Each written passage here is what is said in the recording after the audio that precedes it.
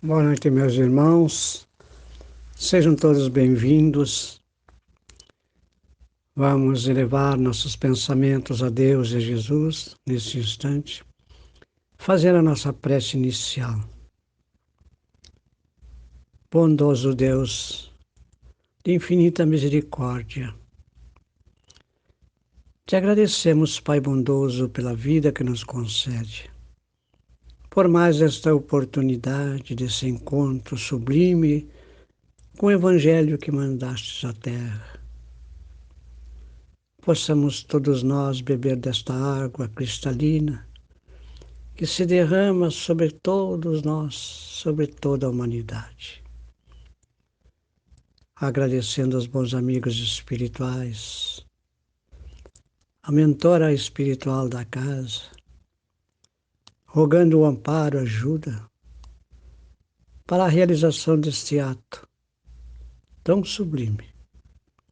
Que a tua paz, que a tua luz, Senhor, nos envolva hoje e sempre.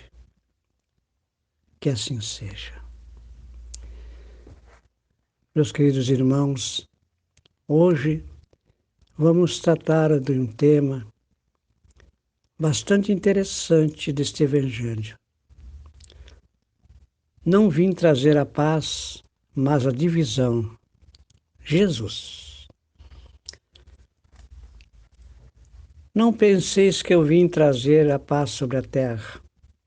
Eu não vim trazer a paz, mas a espada, porque eu vim separar o homem de seu pai, a filha de sua mãe e a nora de sua sogra, e o homem terá por inimigos os de sua casa. São Mateus, capítulo 10, versículos 34, 35 e 36. Eu vim lançar o fogo sobre a terra, e que desejo senão que ele se acenda?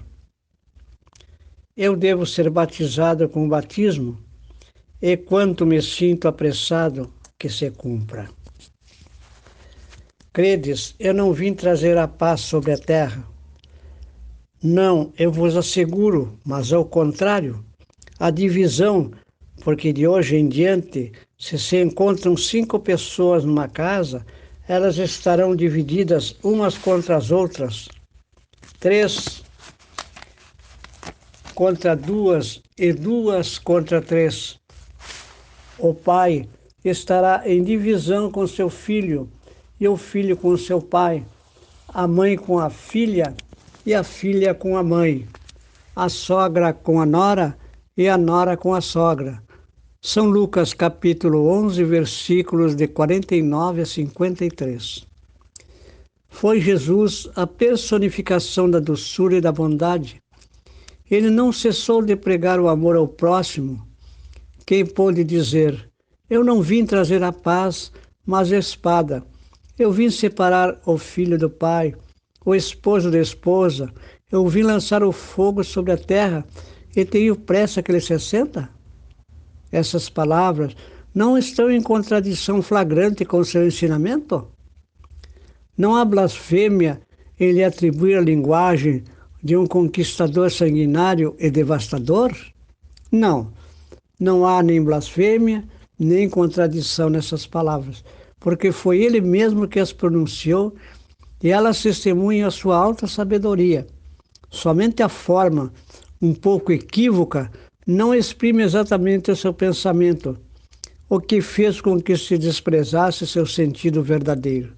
Tomadas ao pé da letra, tenderiam a transformar a sua missão, toda pacífica, numa missão de perturbações e de discórdias, consequência absurda que o bom senso faz afastar, porque Jesus não poderia se contradizer. Capítulo 14, número 6. Toda ideia nova encontra forçosamente oposição, e não há uma única que tenha se estabelecido sem lutas. Ora, em semelhante caso, a resistência está sempre em razão da importância dos resultados previstos, porque quanto mais é grande, mais fere interesses. Se é notoriamente falsa, se julgada sem consequência, ninguém com ela se preocupa e deixa-na passar, sabendo que não tem vitalidade. Mas se é verdadeira, se repousa sobre uma base sólida, se entrevê futuro para ela, um secreto pressentimento adverte seus antagonistas de que é um perigo para eles e para a ordem das coisas em cuja manutenção estão interessados. Por isso, caem sobre ela e seus partidários. A medida da importância e dos resultados de uma ideia nova se encontra, assim, na emoção que causa em seu aparecimento, na violência da oposição que levanta e no grau e persistência da cólera dos seus adversários. Jesus vinha proclamar uma doutrina que solapava pelas bases os abusos nos quais viviam os fariseus e os escribas e os sacerdotes de seu tempo. Assim o fizeram morrer, crendo matar a ideia, matando o homem. Mas a ideia sobreviveu porque era verdadeira, cresceu porque estava nos desígnios de Deus e, saída de um obscuro burgo da Judéia, foi plantar sua bandeira na própria capital do mundo pagão, em frente aos seus inimigos mais obstinados, daqueles que tinham maior interesse em combatê-la, porque ela derrubava as crenças seculares que muitos tinham bem mais por interesse do que por convicção. Aí, as lutas mais terríveis esperavam seus apóstolos. As vítimas foram inumeráveis, mas a ideia cresceu sempre e saiu triunfante, porque se sobrepunha como verdadeira sobre as suas predecessoras. A observar-se que o cristianismo chegou quando o paganismo estava em seu declínio e se debatia contra as luzes da razão. Era praticada ainda quanto à forma, mas a crença tinha desaparecido. Só o interesse pessoal o sustentava. Ora, o interesse é tenaz, não cede jamais à evidência. Se irrita tanto mais quanto os raciocínios que se lhe opõem são mais peremptórios, ele demonstra melhor o seu erro. Ele bem sabe que está em erro, mas isso não lhe toca, porque a verdadeira fé não está em sua alma. O que mais teme é a luz que abre os olhos aos cegos. Esse erro lhe tem proveito e por isso se agarra a ele e o defende. Sócrates, não tinha ele também emitido uma doutrina análoga até certo ponto à do Cristo? Por que, pois, não prevaleceu nessa época entre um dos povos mais inteligentes da terra? É que o tempo não havia chegado, ele semeou em terra não trabalhada. O paganismo não estava ainda gasto. Cristo recebeu sua missão providencial no tempo próprio. Todos os homens de seu tempo não estavam, tanto quanto era preciso, à altura das ideias cristãs, mas havia uma aptidão mais geral para assimilá-las, porque se começava a sentir o vazio que as crenças vulgares deixavam na alma. Sócrates e Platão tinham aberto o caminho e predisposto os espíritos. Ver na introdução, parágrafo 4º, Sócrates e Platão, precursores da ideia cristã e do espiritismo. Infelizmente, os adeptos da nova doutrina não se entenderam sobre a interpretação das palavras do mestre. A maior parte velada sobre a alegoria e a figura. Daí nasceram desde o início as seitas numerosas que pretendiam todas terem a verdade exclusiva e que 18 séculos não puderam pôr de acordo, esquecendo o mais importante dos divinos preceitos, aquele do qual Jesus havia feito a pedra angular de seu edifício e a condição expressa da salvação, a caridade, a fraternidade e o amor ao próximo. Essas seitas trocavam anátemas e se arrojavam umas sobre as outras, as mais fortes esmagando as mais fracas. abafando-as no sangue, nas torturas e nas chamas das fogueiras. Os cristãos, vencedores do paganismo, de perseguidos se fizeram perseguidores. Foi com o ferro e o fogo que plantaram a cruz do Cordeiro sem mácula nos dois mundos. E um fato constatado, que as guerras religiosas foram as mais cruéis e fizeram mais vítimas do que as guerras políticas, e que em nenhuma se cometeram mais atos de atrocidade e de barbárie. Isso foi culpa da doutrina do Cristo? Não. Certamente porque ela condenara formalmente toda a violência. Ele disse: alguma vez seus discípulos ide matar, massacrar, queimar aqueles que não creem como vós? Não, porque ele disse ao contrário: todos os homens são irmãos e Deus é sinceramente misericordioso. Amai o vosso próximo, amai os vossos inimigos, fazei o bem àqueles que vos perseguem. Ele disse ainda: quem matar pela espada, perecerá pela espada. A responsabilidade não é, pois, da doutrina de Jesus, mas daqueles que a interpretaram falsamente e dela fizeram um instrumento para servir às suas paixões, daqueles que ignoraram essas palavras: meu reino não é deste mundo. Jesus, em sua profunda sabedoria, previa o que deveria ocorrer, mas essas coisas eram inevitáveis, porque se prenderam à inferioridade da natureza humana, que não podia se transformar de repente.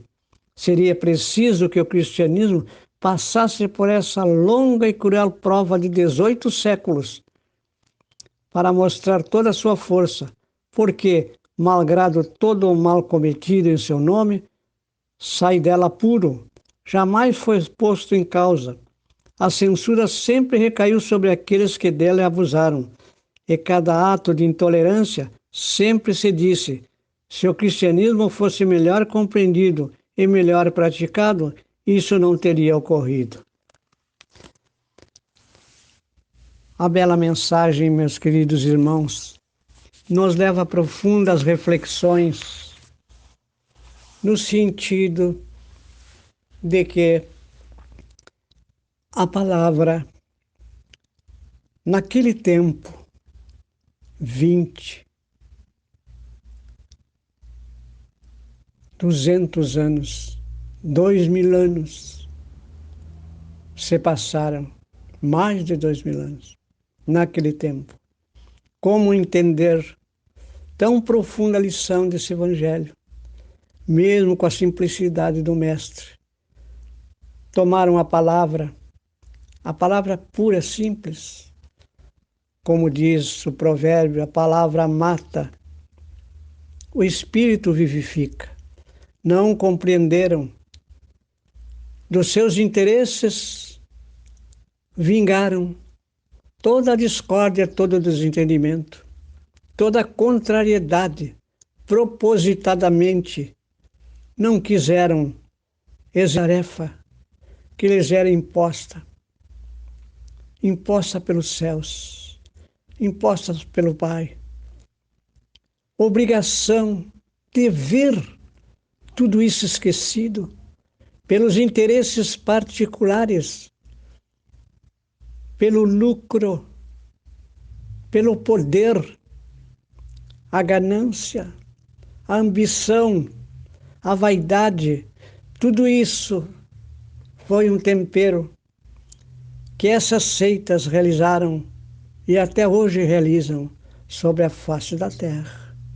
Interesses mais variados permanecem vivos hoje, jogando a humanidade num precipício imenso de dor, de sofrimento, de amargura. Em verdadeiras trevas, hoje anestesiada, hipnotizada, iludida, se estorcegem dores, num vazio imenso que não tem mais fim, porque se desprenderam da mão do Mestre Jesus. Porque não compreenderam e não querem compreender que o sentido vertical da vida nos leva ao Pai, que o sentido horizontal em que vivemos só se encaminha nos nossos interesses vulgares, baixos, onde a força e a astúcia prevalece, deixando de lado a sensibilidade, o amor ao próximo, a caridade, a fraternidade, o encontro com o Evangelho, com esse roteiro verdadeiro de luz que brilha no coração de cada filho da criação imensa. E o filho não sabe que este reino está dentro de si. Busca fora, no exterior de si, nas coisas materiais, buscando cada vez mais o ter, se esquecendo de ser, esquecendo do compromisso que firmou, da aliança que firmou com Jesus antes de reencarnar. Trabalhadores da última hora. Já não há mais tempo para divagações, para interpretações equivocadas, para desvio de função, desvio do dever, desvio da obrigação, do cumprimento das leis divinas, para entrar em ordem, passar para a harmonia, passar para o equilíbrio, passar para a organização, conforme as leis divinas estabelecem, no céu e na terra. Onde vivemos nós? Nessa bola imensa, numa viagem de ida e volta por várias vezes, sem compreendermos, sem entendermos os nossos propósitos aqui na Terra, a que viemos, o que buscamos, e nós, trabalhadores da última hora, buscamos e encontramos. Encontramos o Evangelho de Jesus na nossa caminhada evolutiva, por misericórdia divina, para os nossos resgates dos débitos, que ainda são muitos, que temos que pagar. E agora que encontramos, o que fazer a não ser cumprir, a não ser experimentar o sacrifício, a renúncia dos bens terrestres para adquirir os bens do céu, do reino dos céus. Isso vai depender do esforço de cada um. Conhecerás o verdadeiro espírita por aquele que estiver fazendo o esforço para se melhorar, fazendo a sua reforma íntima, buscando compreender estes ensinamentos, pondo-os em prática entre o discurso e a prática. Há um abismo muito grande, porque nós, espíritos inferiores, continuamos errando. Mas que possamos errar menos, que possamos realmente renunciar, doar o nosso tempo, entregar nossos ouvidos àqueles que choram e que se lamentam e que pedem ajuda. Os espíritos pedem o nosso coração, o nosso sentimento, a nossa entrega, querem o carinho que há muito não sente dos seus próprios familiares. Nas mesas mediúnicas, sentimos isso vibrando com seus irmãos, rogando por eles para que encontrem a luz, porque saíram daqui pela porta larga. Entraram pela porta larga, entramos todos nós pela porta larga e ainda saímos novamente pela porta larga, sem poder entrar pela porta estreita porque nós não nos depuramos suficientemente. Por isso não passamos na porta estreita. Mas Deus, nosso Pai, não desiste de nenhum de nós. Jesus está na nossa frente, nos orientando.